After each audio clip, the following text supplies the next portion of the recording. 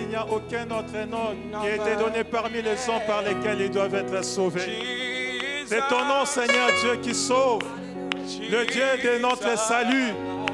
Seigneur Dieu Tout-Puissant, c'est toi notre Seigneur. C'est auprès de toi, Seigneur notre Dieu, que nous recourons, Seigneur notre Dieu, lorsque ça ne va pas. C'est toi le Dieu de toutes grâces. Nous bénissons ton Saint-Nom éternel, notre Dieu, car il n'y a aucun autre à qui nous pouvons te comparer, Seigneur.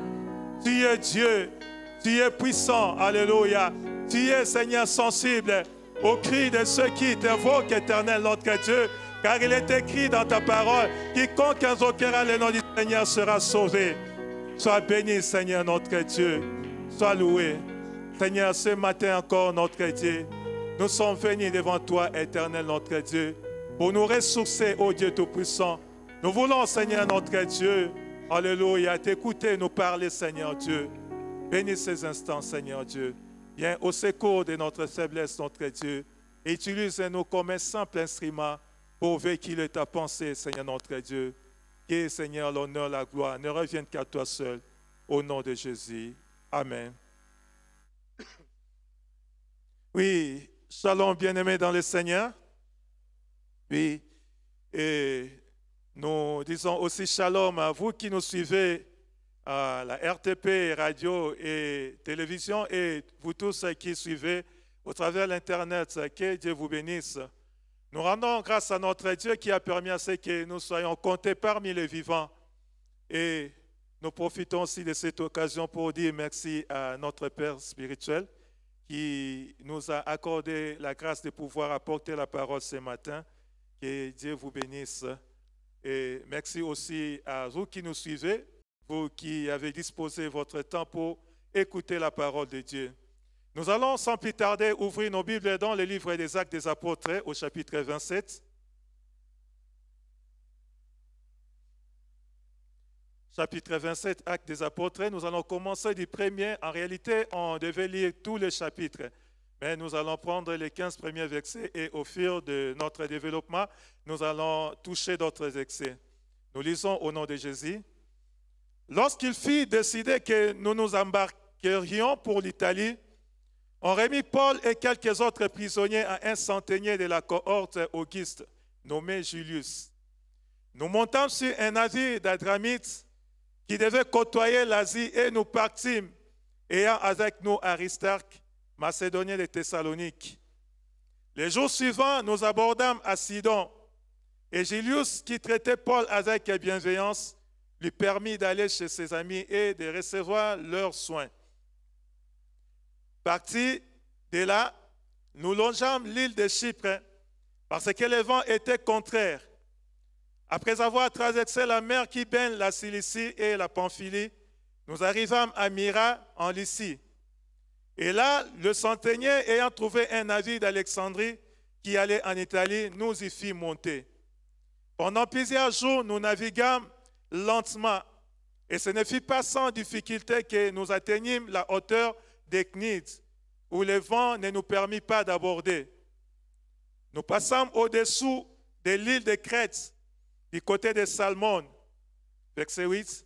Nous la côtoyâmes avec peine et nous arrivâmes à un lieu nommé Beauport, près duquel était la ville de Lacée.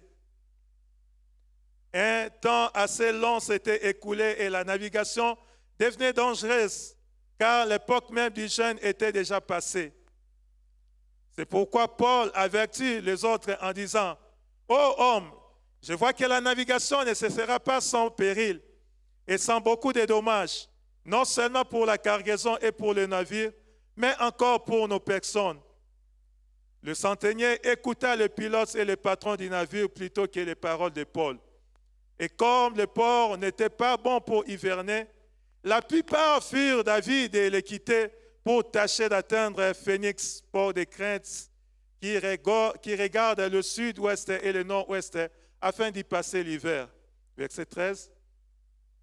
Un léger vent du sud vint à souffler, et se croyant maîtres de l'air dessein, ils levèrent l'ancre et côtoyèrent de près l'île de Crète. Mais bientôt un vent impétueux qu'on appelle Eurachylon se déchaîna sur l'île. les navires furent entraînés sans pouvoir lutter contre les vents et nous nous laissâmes aller à la dérive. Amen. Oui, c'est une longue histoire que nous venons de lire, un long texte plutôt, et c'est une longue histoire. Et pour bien la comprendre, normalement, on doit commencer au chapitre 21 du livre des Actes des Apôtres. Et c'est ce chapitre qui nous relate l'arrivée de Paul et certains de ses compagnons dans la ville de Jérusalem, apportant la contribution des églises pour Jérusalem. Et quand nous lisons ce chapitre 21, nous voyons que Paul avait été bien reçu par l'Église. Et il a profité de cette occasion pour faire les rapports de son ministère au milieu des païens. La Bible nous dit que quand ils l'eurent entendu, ils glorifièrent Dieu de ce que Dieu accomplissait un grand travail au travers de Paul, par Paul plutôt. Et lorsqu'il était en train de s'entretenir avec le chef de l'Église, et suite au malentendu avec les Juifs, on va lui proposer ceci. On dit, il y a des Juifs qui véhiculent des informations selon lesquelles que tu es en train de s'opposer à la loi de Moïse et tu es en train de demander aux gens de ne pas faire circoncire, de ne pas circoncire leurs enfants. Alors, pour essayer de dissiper ces malentendus, nous te demanderons d'aller accompagner des gens. Il y a 4 personnes parmi nous qui ont fait un vœu de Naziréa et qui vont se purifier d'ici là. Et tu vas prendre en charge les frais liés à cette cérémonie de purification. Et cela prouverait que tu n'as pas rejeté l'héritage de tes parents, c'est-à-dire le judaïsme.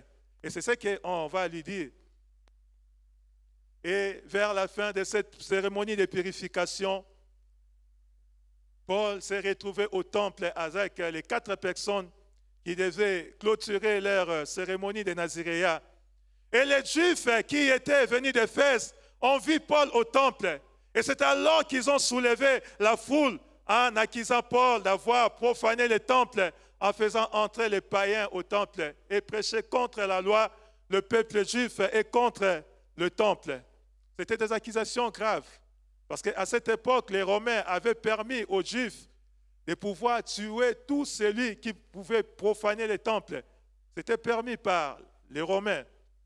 Donc, c'était une accusation très grave contre Paul. Mais ces accusations n'avaient pas de fondement parce que Paul ne pouvait pas exposer la vie de son compagnon car il maîtrisait très bien la loi. Mais c'était par jalousie. Et ils vont commencer à menacer Paul. C'est alors qu'il y avait des tumultes. Et Paul a été arrêté et mis en sécurité. Mais tout au long de ces procès, les Juifs vont préparer un guet-apens dans le but de tuer Paul. Et le neveu de Paul sera au courant de ces pièges mortels. Ainsi, il va informer Paul. Et ce dernier va demander à ce qu'il puisse rencontrer le tribun afin de lui faire part de ses complots. Et c'est alors que le tribun va prendre la décision d'éloigner Paul de Jérusalem. Il sera escorté par des militaires romains jusqu'à Césarée où il va affronter les autorités juives. Mais avant même qu'il soit transféré à Césarée, dans Actes chapitre 23, verset 11, une nuit comme ça, Paul a reçu l'apparition du Seigneur.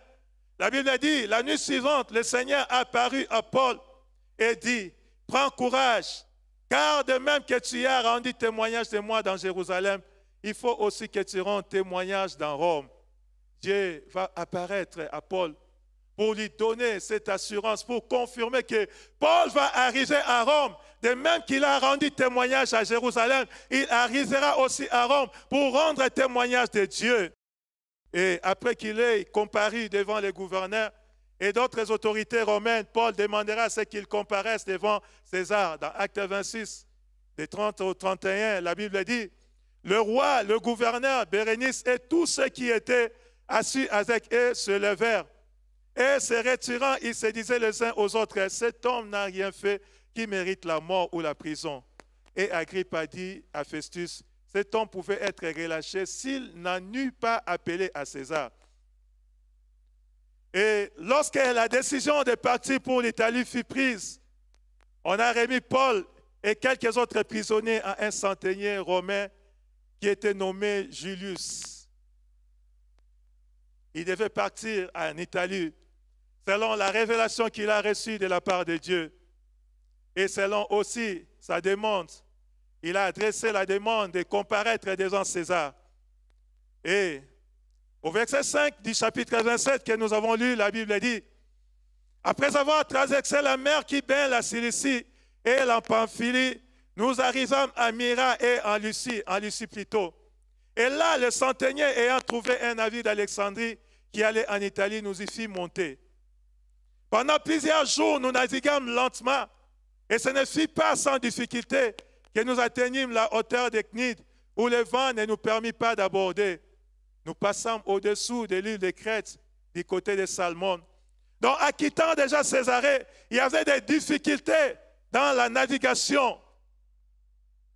Et le verset 9 du chapitre 27 dit, un temps assez long s'était écoulé et la navigation devenait dangereuse car l'époque même du jeûne était déjà passée. C'est pourquoi Paul va avertir les autres en disant que cette navigation ne sera pas facile. On sera exposé, pas seulement nos vies, mais même ce que nous avons comme bien. Et lorsque nous lisons cette histoire, nous allons nous rendre compte que la période n'était plus propice pour une bonne navigation. Et les commentateurs disent que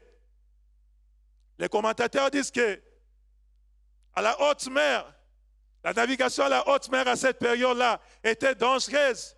Donc c'était de mi-septembre à mi-novembre. Quand on parle de l'époque, la fin du jeûne, c'était mi-novembre à mi-septembre. Puis on a arrêté la navigation complètement pour revenir encore au mois de février, alors qu'il y avait la facilité pour naviguer. Et Paul, connaissant ces choses, avertit les autres du danger qui les guettait, en cherchant de prendre la mer pendant cette période dangereuse. Mais malgré les avertissements de Paul, la Bible nous dit au verset 11 que le centenier écouta le pilote et le patron du navire plutôt que les paroles de Paul. Pourquoi? Pourquoi est-ce qu'il a rejeté l'avis de Paul? Est-ce parce qu'il était un simple prisonnier? Un simple prisonnier qui n'a pas droit à la parole? Un simple prisonnier qui n'a pas droit à nous donner des leçons? Il n'a peut-être pas beaucoup étudié, selon les hommes bien sûr, mais n'avait-il pas droit de donner son avis par rapport à la navigation? Peut-être que le centenier s'est dit, ou le patron du navire, mais ce prisonnier, qu'est-ce qu'il a à nous donner comme leçon? Un simple brigand?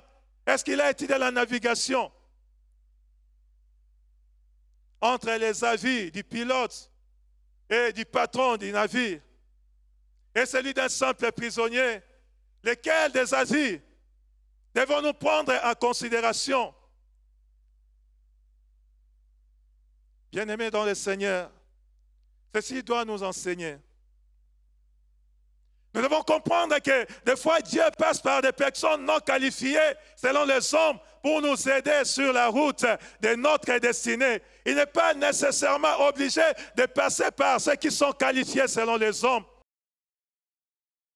Et je pense à ce jeune esclave qui s'est retrouvé dans la maison du général syrien Naaman, dans 2 Rois 5, 2 à 3. Il voyait comment est-ce que son patron était en train de souffrir. Une jeune esclave. Mais un jour, il s'est levé pour dire à sa maîtresse, oh, si mon Seigneur était auprès du prophète qui est à Samarie, le prophète le guérirait de sa lèpre. Dieu est passé par quelqu'un de méprisable, par quelqu'un qui n'avait même pas droit au chapitre, mais la parole et la vie de cette jeune fille a permis à ce que le général syrien puisse être guéri. Faisons attention. Faisons attention. Nous qui avons l'habitude de dénigrer les autres, de juger les autres selon les apparences, qu'est-ce qu'il peut me dire encore celui-là? Est-ce qu'il est de mon niveau? Des fois, les choses ne dépendent pas toujours du niveau de la personne qui vous le dit, mais du niveau de la personne à qui il appartient et qu'il sert. Je ne peux peut-être ne pas avoir le niveau requis pour donner les conseils. Je ne peux peut-être ne pas avoir des connaissances de la navigation.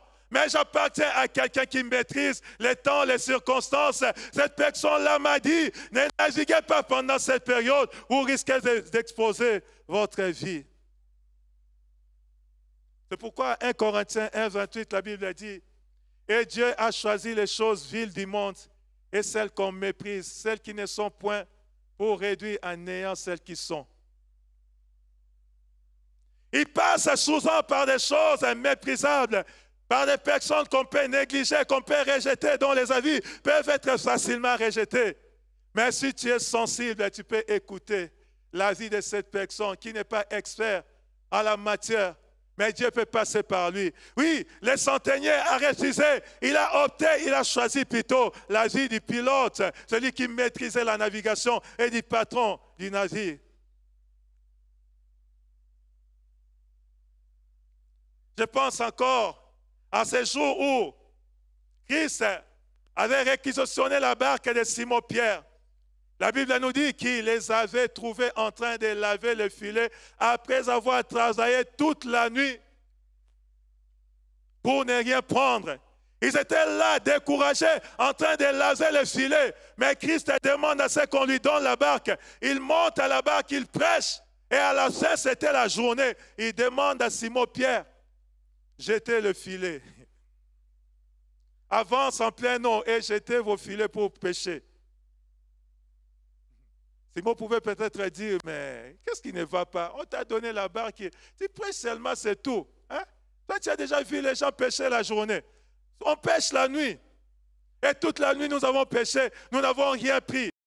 Et maintenant, la journée, en plein jour comme ça, le soleil s'est déjà levé. Il est déjà 10 heures. Et vous nous demandez de jeter le filet pour faire quoi? Mais Simon était sensible. Il a dit, Maître, nous avons travaillé toute la nuit sans rien prendre. Mais sur ta parole, je jetterai le filet.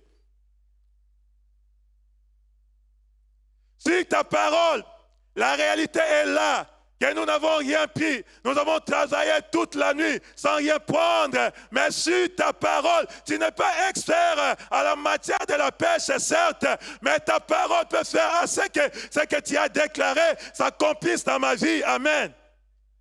Sur ta parole. C'était de façon contradictoire. Même ici chez nous, la pêche se fait la nuit. Ce n'est pas la journée. Mais à cause de la parole. Oh, Pierre était un expérimenté en matière de la pêche. Christ était le fils du forgeron. Il ne connaissait pas la pêche, mais il donne un avis. Et Pierre plutôt va accepter. Il dit que sur ta parole. Amen. Simon n'avait pas résisté. Il n'a pas dit à Christ, où est-ce que tu as appris à pêcher toi aussi? Alors que Paul voyait ce qui allait arriver, l'officier s'est confié à l'expérience du pilote et du patron du navire. Et ce jour-là, la majorité avait remporté sur Paul, qui n'était qu'un simple prisonnier. La Bible nous dit que la plupart, la plus grande partie, le plus grand nombre, la plupart firent d'avis de quitter le port pour atteindre Phoenix pour passer l'hiver. Oh! Toujours ce fameux problème de la majorité. Cette majorité avait remporté sur Paul, qui n'était qu'un simple prisonnier. Ils ont pris la décision de laisser l'ancre, comme disait le patriarche, qu'un homme avec Dieu, même s'il est un, il est majoritaire. Et ce jour-là, la majorité a dit que, vous aussi, est-ce que ce monsieur-là a étudié la navigation? Le pilote même d'avis qu'on puisse lever l'ancre, c'est lui qui va contredire. Au verset 13 du chapitre 27, là où nous avons lu, la Bible dit, un léger vent du sud vint à souffler. Et se croyant maîtres de l'air des saints, ils levèrent l'ancre et côtoyèrent de près l'île de Crète. Dans la version parole vivante, on dit, comme une légère brise du sud s'était levée, ils voyaient déjà leur projet réalisé. On a levé l'ancre et on s'est mis à longer la côte de Crète au plus près. Oui, un léger vent du sud vint à souffler. Et ils se croyaient maîtres de leurs projets, maîtres de leurs calculs, maîtres de leurs desseins. Ce qui était d'un avis contraire à Paul, les commerçants qui avaient leurs marchandises à vendre, l'officier romain, les patrons du bateau et les pilotes. Ils ont vu un léger vent d'ici de souffler. Et la Bible nous dit qu'ils se croyaient maîtres de leurs desseins.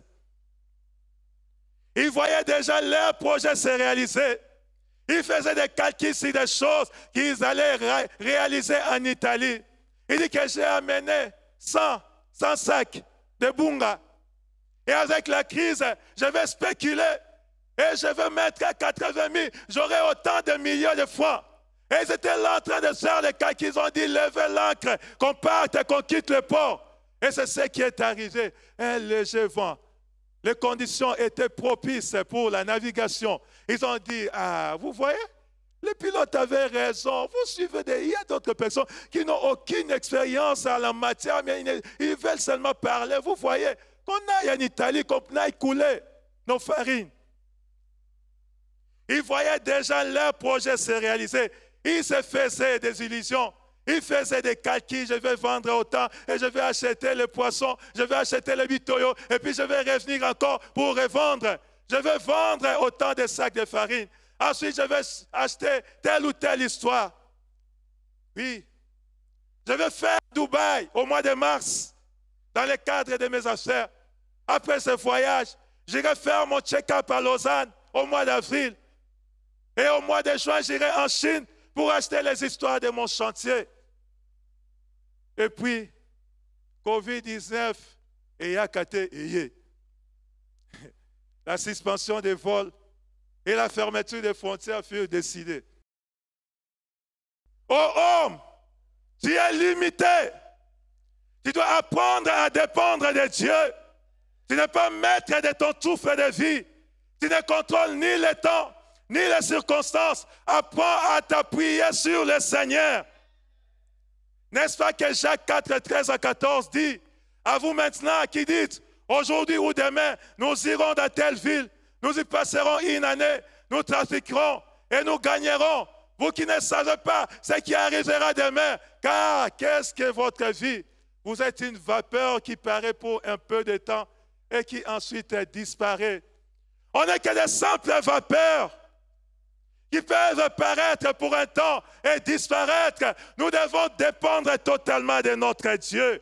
Oh, bien souvent, lorsque l'on fait des choix en dehors de la volonté de Dieu, dans un premier temps, les choses semblent bien marcher. Et le diable, ou lui-même, dans son fort intérieur, il a tendance à dire, on avait dit, quoi, on lève l'ancre. Et vous ne voyez pas cette brise légère. On va bien naviguer. Il n'y a rien. Un léger vent d'ici vient à souffler. Sûrement, l'un de ceux qui se trouvaient dans l'autre camp s'est dit, est-ce que Paul a eu maï?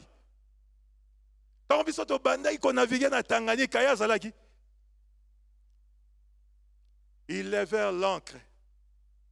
Et ils ont commencé à naviguer. Mais ils ont commencé à naviguer. Subitement, au verset 14, la Bible dit, mais bientôt un vent impétueux qu'on appelle Eurachylon se déchaîna sur l'île. Dans la version Parole vivante, on dit ceci, mais subitement, pour dire qu'ils n'avaient pas joui longtemps de cette brise légère.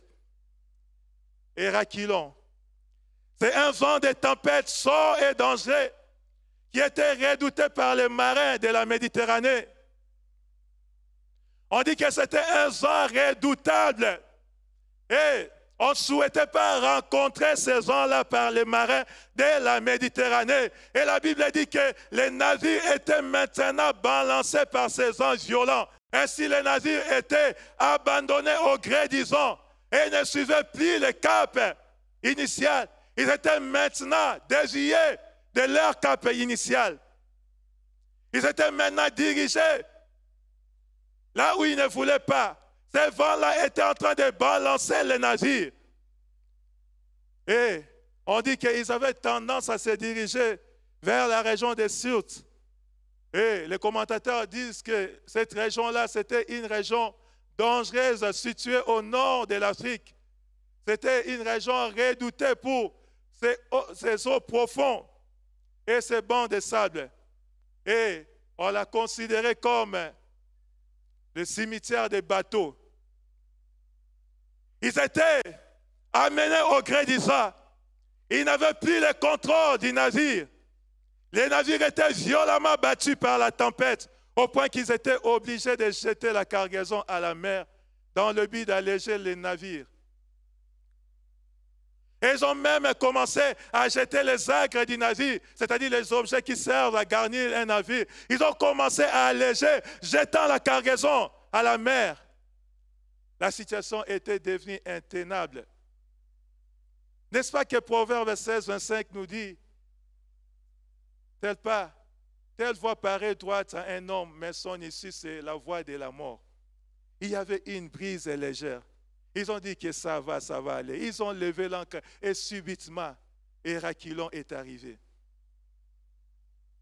Au verset 20 du chapitre 87, la Bible nous dit, les soleils et les étoiles ne parurent pas pendant plusieurs jours et la tempête était si forte que nous perdîmes enfin toute espérance de nous sauver. Les soleils et les étoiles ne parurent pas pendant plusieurs jours. Et la tempête était si forte que nous perdîmes enfin toute espérance de nous sauver. Lorsque nous voyons ce verset 20, c'est dans ce verset que nous voyons toute l'ampleur du danger auquel ces hommes furent exposés.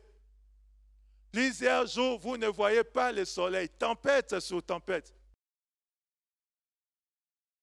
Ce n'est pas une tempête de quelques minutes, ni de quelques heures, ni même d'un jour. Mais Luc parle de plusieurs jours où il ne voyait ni le soleil, ni les étoiles. Il s'est retrouvé dans une situation telle que le danger était permanent. Il pouvait dormir et se réveiller toujours en danger. Je ne pense même pas que quelqu'un dans cette situation pouvait fermer l'œil. L'eau. Une fois, chez le pasteur Adolphe de Kalemi, avec une maman de son église qui nous racontait l'histoire de l'un de leurs voyages dans le lac Tanganyika. Il dit qu'il y avait un vent violent et des vagues au point que le bateau était secoué. Et il dit qu'il y avait des gens qui avaient des amulettes de fétiches qui ont commencé à confesser à haute voix. Minakalaka na madawa, minatokaka na babwana bengine, tout ça. Il y avait des confessions à cascade. Et quelqu'un m'a fait rire, il dit que les gens là qui prient comme ça, il y avait dans ces bateaux-là qui criaient même Jésus, alors qu'ils ne croyaient pas à Jésus, parce qu'ils voyaient la mort certaine. Et Paul se retrouve dans une situation telle que ça ne se passe pas pendant quelques minutes ou quelques heures, mais et puis dans une mer. Ce n'est pas la rivière où vous voyez les bords de l'autre côté, mais dans la mer, dans une mer où vous ne voyez même pas l'horizon. C'est comme si vous êtes perdu dans le vide. Et ce verset-là nous montre l'ampleur des dégâts. Et c'est toujours dans ces versets 20 que nous tirons notre thème du jour qui est intitulé comme suite, « Quand l'espérance tend à s'évanouir ». Quand l'espérance tend à s'évanouir. Oui. Quand l'espérance tend à s'évanouir, Luc dit que le soleil et les étoiles ne parurent pas pendant plusieurs jours. Et la tempête était si forte que nous perdîmes enfin toute espérance de nous sauver. Quand tous les indicateurs sont au rouge, quand la situation est telle qu'il n'y a pas d'issue de secours, qu'est-ce qu'on doit faire? Si cette situation était arrivée à Paul et à ses compagnons du bateau en pleine navigation, aujourd'hui encore, il y a des tempêtes qui peuvent se lever dans la vie des hommes. Il y a plusieurs sortes de tempêtes. Ces vents violents qui secouent des vies. Les tempêtes des maladies. Les tempêtes des difficultés extrêmes. Les foyers qui sont menacés d'éclatement. Le travail qui est secoué. Et la pandémie qui menace l'humanité entière. Pour ne citer que cela. Ces situations qui sont en train de secouer des gens au point de faire perdre l'espérance quand l'espérance t'a à ses ennuis. Qu'est-ce qu'on doit faire? Plusieurs d'entre nous, lorsque nous regardons l'ampleur des dégâts et la violence des Raquilons, cette tempête qui assombrit la vie de plusieurs, on commence à perdre l'espérance. Maman, quand tu regardes à ce mari qui était fidèle, mais qui au fil des années a commencé à te faire voir de toutes les couleurs, tu n'as plus d'espérance. Peut-être que tu croyais au confinement, tu dis que maintenant il va rester à la maison, mais malgré le confinement, il a toujours des raisons. Oh, tout qu'on a qui rit. Les deuils que toi tu ne connais même pas. Quand tu regardes à ce travail qui au début te permettait de subvenir aux besoins de ta famille, mais qui subitement, comme ça, il devient incertain. On commence à vous dire, vous devez vous préparer parce que bientôt là, nous allons mettre des gens en congé technique. D'autres, la tempête, cette impuissance des vents, cette maladie qui paraît être incurable. Vous savez, des fois, ce n'est même pas la maladie qui peut tuer. Mais il y a des termes que le médecin, des fois, il prononce. Au lieu d'expliquer comment ils vont dire, non, c'est la sclérose latérale amyotrophique. Vous attendez seulement un nom compliqué. Minakoufa. Peut-être que ce n'est même pas la maladie, des termes techniques très compliqués et tu commences à désespérer. D'autres encore, la tempête, c'est cet enfant qui commence à perdre les repères et les valeurs chrétiennes que tu lui as montrées. Il commence à chimer, à s'enivrer, à se prostituer, à fréquenter des jeunes dévoyés. Quand tu regardes ce petit enfant, que tu chérissais ce petit ange qui avait l'air d'un innocent, tu fonds en larmes.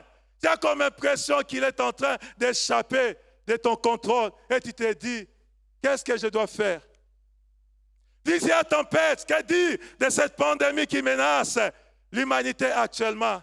Lorsque nous regardons les chiffres, des fois on parle du nombre de décès qui est revu à la baisse. Mais quel est ce nombre-là? 2750. Ça, c'est la baisse. 2750, on dit qu'on est en train d'évoluer dans les bons. Ça fait peur. À part la pandémie elle-même, il y a aussi toutes les conséquences qui accompagnent cette pandémie. La crise économique, l'insécurité et toutes ces choses-là. Ce sont les différentes tempêtes que nous connaissons dans nos vies. On ne saura pas tout énumérer ici. Mais nous voyons qu'il y a des situations difficiles qui sont de nature à évanouir notre espérance, cette foi au futur. Lorsque quelqu'un commence à perdre l'espérance, c'est fini. Car la Bible dans Job 5, verset 6a, la Bible dit, l'espérance soutient le malheureux. Nous devons comprendre que l'espérance est attachée à la vie. C'est pourquoi Ecclésiaste 9, 4 dit qu'un lion, pour tous ceux qui vivent, il y a de l'espérance. Et même un chien vivant vaut mieux qu'un lion mort. Parce que l'espérance est attachée à la vie. Lorsque quelqu'un commence à perdre l'espérance, on a comme l'impression qu'il ne vit plus. L'espérance, c'est ce sentiment de confiance en l'avenir qui porte à attendre avec confiance la réalisation de ce qu'on désire. La tempête était si forte que nous perdîmes enfin toute espérance de nous sauver. La question que nous nous posons est la suivante. Que devons-nous faire lorsqu'on commence à perdre l'espérance? Que faire lorsqu'on ne croit plus à l'avenir?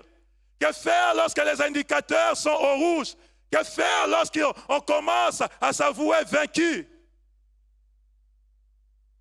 Bien-aimés, il n'y a qu'une seule chose que nous devons faire. Nous disons, il faut chercher Dieu. Lorsque notre espérance tend à ses ennuis, nous devons chercher Dieu. Lorsque l'espérance tend à disparaître, lorsqu'on perd tout espoir sur l'avenir, il faut recourir à Dieu, lui de qui nous tirons notre vie, lui qui a nos destinées entre ses mains. C'est auprès de ce Dieu-là que nous devons aller. Celui qui connaît pourquoi il nous laisse encore en vie. C'est auprès de ce Dieu-là que nous devons recourir. Bien-aimés dans le Seigneur, nous devons comprendre que si Dieu nous garde encore en vie, c'est pour une mission. Il y a des choses que Dieu attend de nous. Il y a des choses que Dieu attend de toi. Il y a des choses que Dieu t'a donné d'accomplir avant qu'il ne te reprenne. S'il y a cette mission-là, raison pour laquelle il te garde encore en vie. C'est pourquoi dans Actes 13, verset 36, la Bible dit, « Or David, après avoir à son temps servi au dessein de Dieu, est mort, a été réuni à ses pères et a vu la corruption. » Donc si Dieu laissait David en vie, en dépit des attaques et des menaces de mort dont il était l'objet, ce n'est pas à cause de sa beauté, ni à cause de sa souplesse, mais c'est parce que Dieu avait encore des projets avec David. Et lorsque ces projets ont pris fin, la Bible dit qu'en son temps, il a servi au dessein de Dieu et après cela, la mort l'a rencontré. Nous devons comprendre que notre vie ne dépend pas de nous-mêmes, ni des hommes, mais elle dépend de Dieu. C'est pourquoi lorsque nous traversons des situations où on commence à perdre l'espérance, nous devons faire recours à celui de qui nous dépendons. Celui qui nous a donné le mandat. Comme nous avons dit, comme nous avons lu dans Actes, avant que Paul ne voyage au chapitre 23, Dieu lui avait dit que vous irez comparaître à Rome pour faire ce que vous avez fait à Jérusalem. Mais face à la situation et à ces dangers-là, il commençait à perdre espoir. Et c'est le prophète Élie. Il a connu aussi cette situation après avoir accompli des grands exploits qui se sont soldés par l'exécution des faux prophètes et le retour de la pluie. Il était galvanisé dans sa foi. Mais lorsque Akab fit rapport à son épouse Jézabel, ce dernier va proférer des menaces de mort à Élie. Nous trouvons ça dans 1 Roi 9, 1 à 2. La Bible dit, Jézabel a envoyé quelqu'un pour dire que si demain à cette heure je ne fais pas de ta vie ce que tu as fait de la vie de chacun d'eux, que mes dieux me traitent avec toute la rigueur. La Bible dit, Élie voyant cela s'éleva et s'en alla pour sauver sa vie. Il arriva à Beersheba qui appartient à Juda et il laissa son serviteur. Il alla au désert après une journée de marche. Il s'assit sous un genêt et demanda la mort en disant, c'est assez maintenant, Éternel, prends mon âme. Élie s'est retrouvé face à cette situation où son espérance était en train de s'évanouir. Alors qu'Élie avait perdu toute l'espérance, la Bible nous dit qu'un ange est venu le réveiller pour manger. Et cet ange est revenu encore pour la deuxième fois, demandant à Élie, mange et bois, car tu dois rencontrer Dieu à la montagne de Horeb. Dieu pouvait aussi dire à l'ange, va dire seulement à Élie, n'ayez pas peur. Mais Dieu ne l'a pas fait. Il a envoyé l'ange pour demander à Élie de se mettre dans les conditions qui vont lui permettre de le rencontrer à la montagne d'Horeb. C'est pourquoi nous disons, lorsque l'espérance tend à ses ennuis, nous devons chercher Dieu. Dieu a demandé à Élie, viens, reviens vers moi, parce que c'est auprès de moi que tu vas te ressourcer. C'est dans ma présence que je vais te donner encore des orientations. Je n'ai pas encore signé avec toi. Quand l'espérance tend à ses ennuis, il ne faut pas premièrement chercher à suivre les infos de France 24, TV5, 6 ou 10. Il ne faut pas premièrement suivre les bulletins de l'INRB, ce n'est pas un péché, c'est bon. Nous les suivons tous. Mais il faut chercher l'Éternel. Il faut faire recours à Dieu. Il faut chercher Dieu. Il faut chercher à écouter la voix de Dieu. Bien-aimé, l'heure n'est pas la distraction. L'heure est grâce. Ça bouge de partout. C'est le temps de chercher Dieu. Ce n'est pas le temps d'aller prendre un verre en cachette. Ce n'est pas le temps de multiplier les péchés. C'est le temps de chercher Dieu. Même vous qui ne croyez pas en Dieu, vous devez vous arrêter et réfléchir sur votre destinée. Nous vivons des temps où la fragilité de l'homme est mise en évidence. Qui pouvait imaginer qu'un jour, le monde pouvait s'arrêter comme nous le voyons? Une fois, je suivais les informations de France 2 et on montrait en Espagne, les malades étaient étalés à même le sol. Ce n'est pas un pays sous-développé. Pour dire qu'ils étaient débordés. Et ils ont réquisitionné une patinoire, une salle de sport qu'ils ont transformée à une morgue. Des images surréalistes, des scénarios qu'on ne pouvait imaginer 7 mois en arrière, mais nous sommes en train de les vivre. L'homme était tout plein de confiance à cause des avancées de la technologie. Que de nouvelles inventions. Galaxy 20, Galaxy 30, iPhone 50. Des progrès dans les domaines scientifiques. On se croyait à l'abri de tout danger. Mais subitement, les choses ont changé. Quand l'espérance tend à s'évanouir, il faut chercher Dieu pour lui parler. Il faut chercher Dieu pour écouter Dieu nous parler. C'est ce qu'Élie a fait.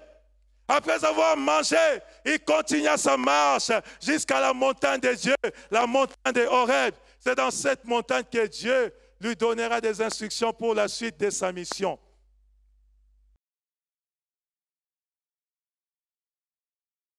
Et c'est ce que l'apôtre Paul avait aussi fait, juste après le verset où le narrateur parle de la perte de l'espérance d'être sauvé.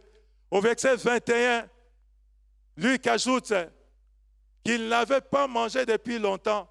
Pendant ce temps, l'apôtre a sûrement cherché la face de Dieu, car cela faisait partie de ses habitudes.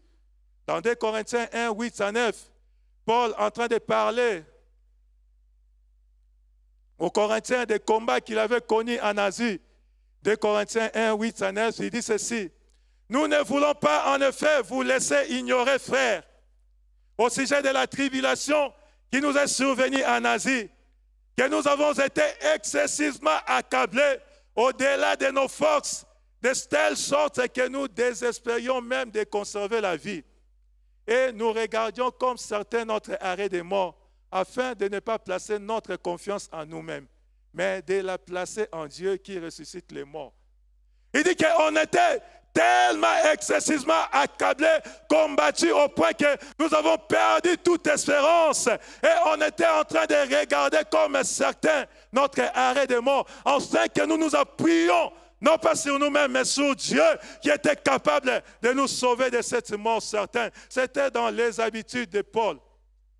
La Bible ne nous dit pas, mais conséquence de sa façon de chercher Dieu, alors qu'il s'est retrouvé dans des situations de désespoir, il s'appuyait sur Dieu. Ils étaient tellement désespérés de conserver la vie, ils avaient comme impression que leur arrêt de mort était déjà prononcé. C'est pourquoi il a dit que c'est pourquoi nous étions en train de nous confier en Dieu. Oui, nous devons nous confier en Dieu.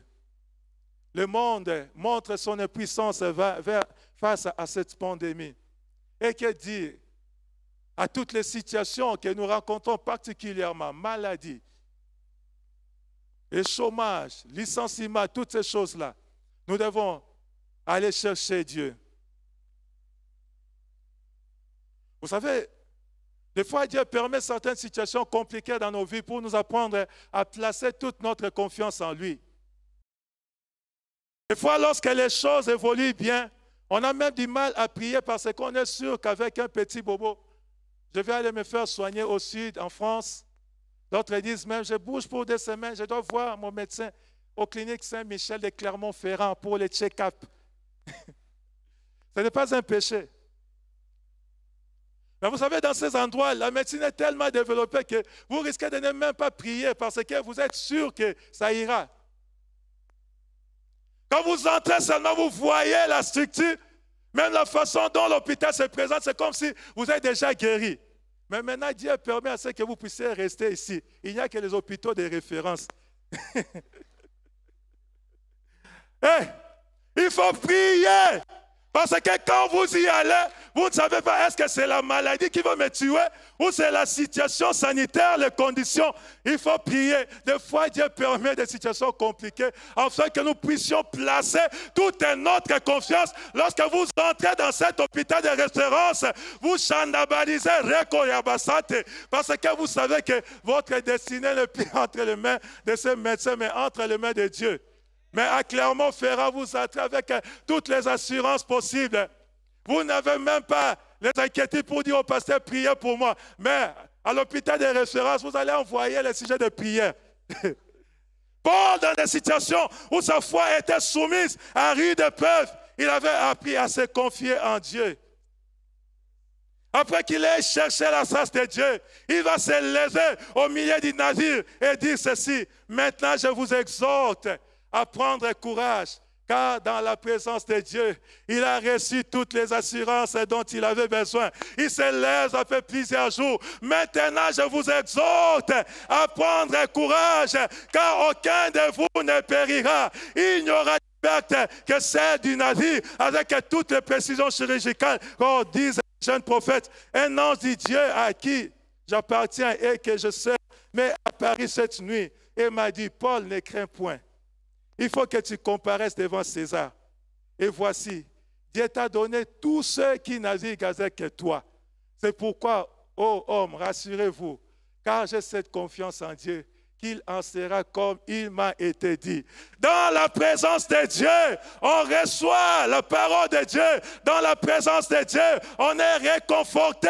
Dans la présence de Dieu, Dieu ne te dira pas, ah, regarde seulement aux scientifiques américains quand ils vont trouver la solution. Dans la présence de Dieu, nous aurons des paroles, des réconforts. Dans la présence de Dieu, Dieu te dira, je n'ai pas encore fini avec toi. Il y a encore des choses à faire. Dans la présence de Dieu, on relève la tête.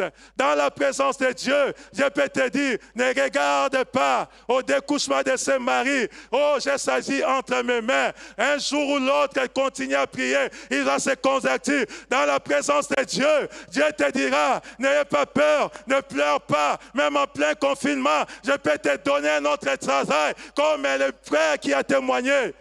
Dans la présence de Dieu, on a des assurances dont nous avons besoin. Paul fit recours à Dieu. Il chercha la grâce de Dieu et il sortit avec des instructions claires et nettes de la part du Seigneur. Maintenant, je vous exhorte à prendre courage, car aucun de vous ne périra.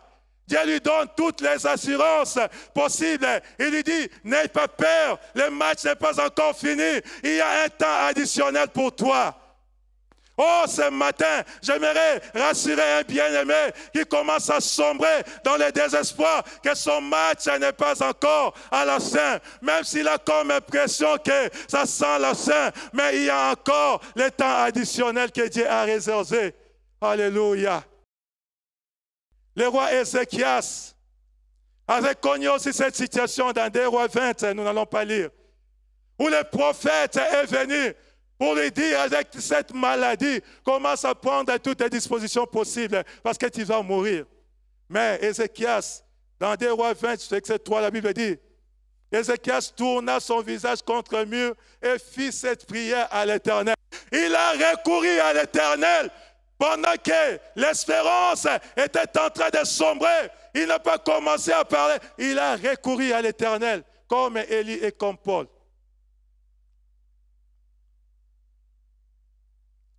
Et Dieu lui a accordé 15 ans de temps additionnels. Vous savez, lorsque le match n'est pas encore fini, on a vu des équipes remporter les Champions League européens dans des temps additionnels. Et vous regardez 89 secondes, 89 minutes, 30 secondes. Et vous allez voir à la fin seulement le quatrième arbitre qui va soulever ce truc-là pour dire qu'il y a encore 5. Oui. Il y a des gens pour qui Dieu va accorder un temps additionnel. N'ayez pas peur. Ne regardez pas au nombre de cas, au nombre de contacts. N'ayez pas peur. compte sur le Seigneur.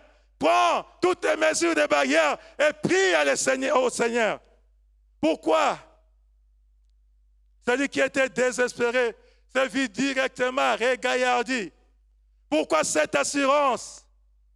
Parce que dans sa recherche de Dieu, celui-ci lui a envoyé son ange pour lui dire, Paul, ne crains point. Il faut que tu comparaisses devant César. Et voici, Dieu t'a donné tous ceux qui naviguent avec toi. Lorsque l'espérance commence à s'évanouir, il faut recourir à Dieu. Car c'est Dieu qui connaît la mission pour laquelle il nous veut encore sur cette terre de vivants. C'est Dieu qui a nos destinées entre ses mains. Nous recourons à Dieu par la prière et par sa parole. Pendant ces moments de tempête, on a plus besoin de parler à Dieu et de se laisser conduire par Dieu pour écouter sa pensée. Nous ne devons pas perdre de vue que dans la mission que Dieu nous a confiée, il y a certaines de nos responsabilités qui touchent directement aux destinées des autres. Ainsi, arrêter la mission d'un homme de façon brusque risquerait de perturber les destinées de ceux pour qui les destinées sont liées à sa mission. Dieu ne permettra pas à ce que ta mission soit brusquement arrêtée parce qu'au travers de ta mission, il y a des destinées qui sont liées à ta mission. Il y avait des destinées à Lubumbashi qui étaient liées à la mission de notre papa. Et nous en sommes des bénéficiaires. Il y a des destinées dans ta famille qui sont liées à la mission que Dieu t'a confiée. Ce n'est pas COVID qui va mettre fin à ta mission, car il y a encore des choses, il y a encore des gens qui dépendent de ta mission. Oh, pour Élie, il y avait Azaël, il y avait Élisée, il y avait Jéhu qui étaient liés à la mission d'Élie. Comment demander la mort alors que la destinée de ces personnes sont attachées à ta mission, Élie, toi aussi? Et pour Paul, Dieu lui dit, il faut que tu comparaisses devant César. Parce que je te permets d'aller proclamer la parole dans cette grande ville, la capitale de l'Empire romain. Et de deux, je te donne tous ceux qui naviguent avec toi. Paul avait donc une responsabilité spirituelle sur tous les passagers du navire, en commençant par le patron du navire, le pilote, les membres de l'équipage, l'officier romain, tous les commerçants qui allaient vendre leur bunga à Rome, jusqu'au dernier des prisonniers, tous étaient sous la responsabilité. Dieu lui a donné littéralement tous ceux qui naviguaient avec lui. Et nous allons voir au verset 30-31, la Bible dit, mais comme le matelot cherchait à s'échapper du navire et mettait la chaloupe à la mer sous prétexte de jeter les ancres de la proue, Paul dit aux centeniers et aux soldats, c'est maintenant Paul qui devient comme un officier supérieur, il donne des ordres. Il leur dit, si ces hommes ne restent pas dans les navires, vous ne pouvez être sauvés. Alors les soldats coupèrent les cordes de la chaloupe et la laissèrent tomber. C'est Paul maintenant qui dirige, parce que Dieu lui a donné la vie de tous ceux qui naviguaient avec lui.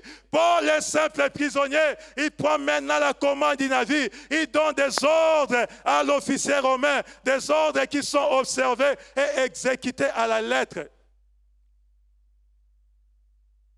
Et au verset 23, la Bible dit, avant que les jours parus, Paul exhorta tout le monde à prendre de la nourriture, disant, c'est aujourd'hui le 14e jour que vous êtes dans la tente et que vous persistez à vous abstenir de manger.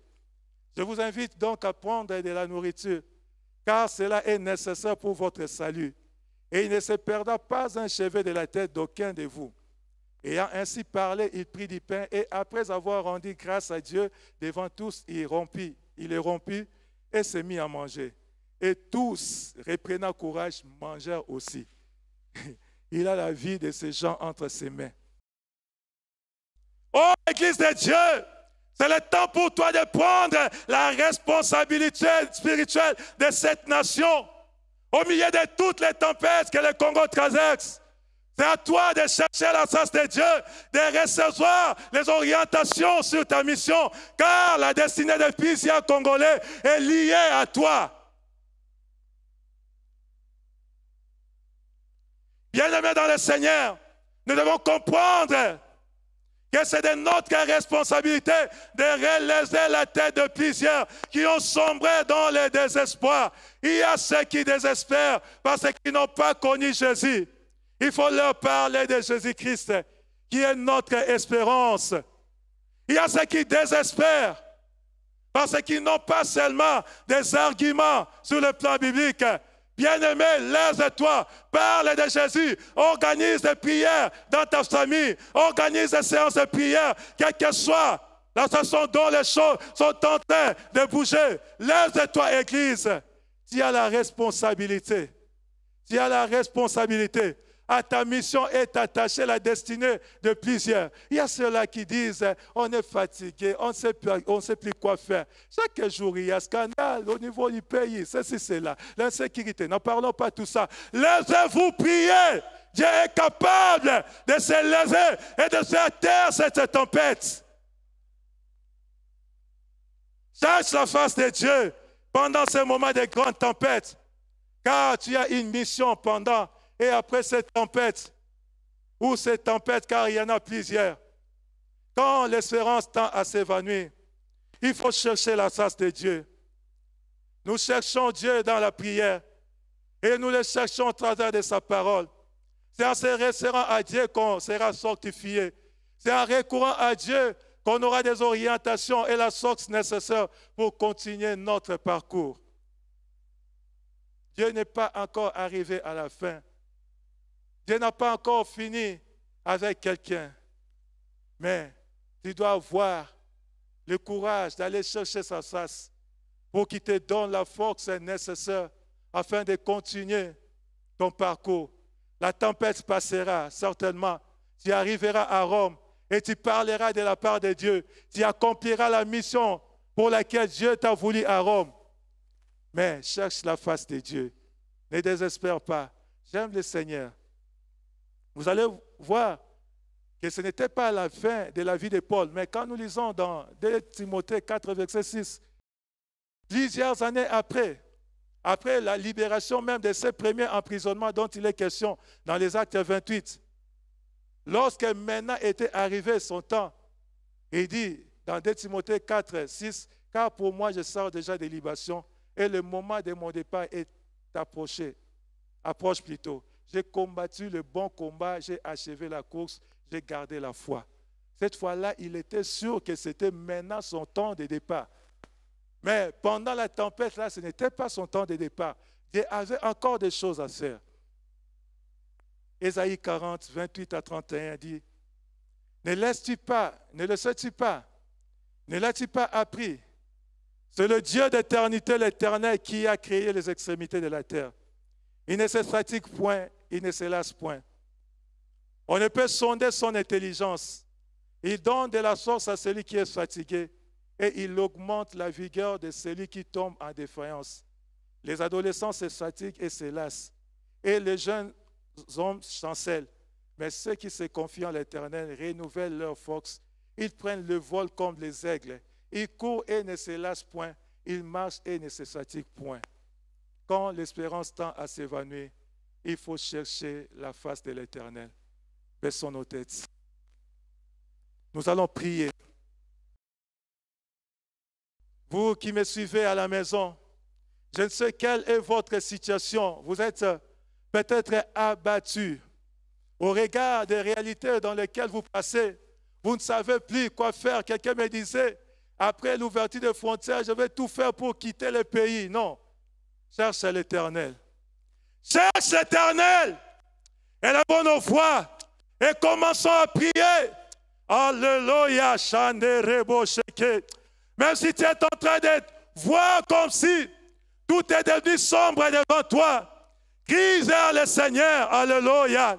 Parle à Dieu. Élève ta voix là où tu es dans ta maison. Parle à Dieu par rapport à ta famille, par rapport à ta santé, par rapport au pays, par rapport à cette ville. Parle au Seigneur. Alléluia. Seigneur Dieu Tout-Puissant, c'est toi notre espérance éternelle, notre Dieu. C'est toi, Seigneur Dieu, qui relève la tête de ceux qui sont fatigués, Seigneur Dieu. C'est toi, Seigneur, notre Dieu, qui nous restaure, qui nous renouvelle, notre Dieu. Nous voulons nous confier en toi, éternel Dieu, au milieu de cette tempête éternelle, Dieu Tout-Puissant. Seigneur, notre Dieu, au milieu de cette mer agitée, Seigneur Dieu, nous n'avons que toi, Seigneur, notre Dieu. Oh, Seigneur, parce que l'espérance commence à ces ennuis, Seigneur Dieu. Nous recourons à toi. Relève-nous dans la prière. Relève-nous dans la parole. Relève-nous dans la consécration. Alléluia, Seigneur. Merci, notre Dieu, pour ta parole. Merci, Seigneur, notre Dieu, pour la vie de quelqu'un qui est relevé. Merci, Seigneur, notre Dieu, pour quelqu'un qui va, Seigneur Dieu, se confier à toi. Pour quelqu'un qui va apprendre, Seigneur, à compter sur toi, notre Dieu. Merci, notre Dieu. Laisse que le Saint-Esprit fasse le suivi de cette parole, notre Dieu. Alléluia. Qu'il martèle encore, qu'il puisse encore, éternel, notre Dieu, amplifier sa voix dans nos cœurs, afin que nous puissions, Seigneur Dieu Tout-Puissant, chercher ta face. Bénis, Seigneur, notre Dieu, ton peuple. Bénis, Seigneur, cette parole. Continue avec le suivi. Merci, notre Dieu. Au nom de Jésus. Amen. Nous acclamons notre Dieu. Bien-aimés, nous vous remercions d'avoir suivi ce message et nous prions pour que la grâce du Seigneur continue à agir dans votre cœur et que le message puisse apporter des fruits pour lesquels Dieu l'a envoyé chez vous. Nous voulons juste vous encourager, à vous qui n'avez pas encore donné votre vie à Christ, à faire cette prière avec nous maintenant et à faire cette prière avec un cœur ouvert et une décision venant de votre cœur. Vous pouvez juste prier avec nous maintenant en répétant ces paroles après moi et en disant ceci. Seigneur Jésus, je t'ouvre mon cœur. Je te donne ma vie.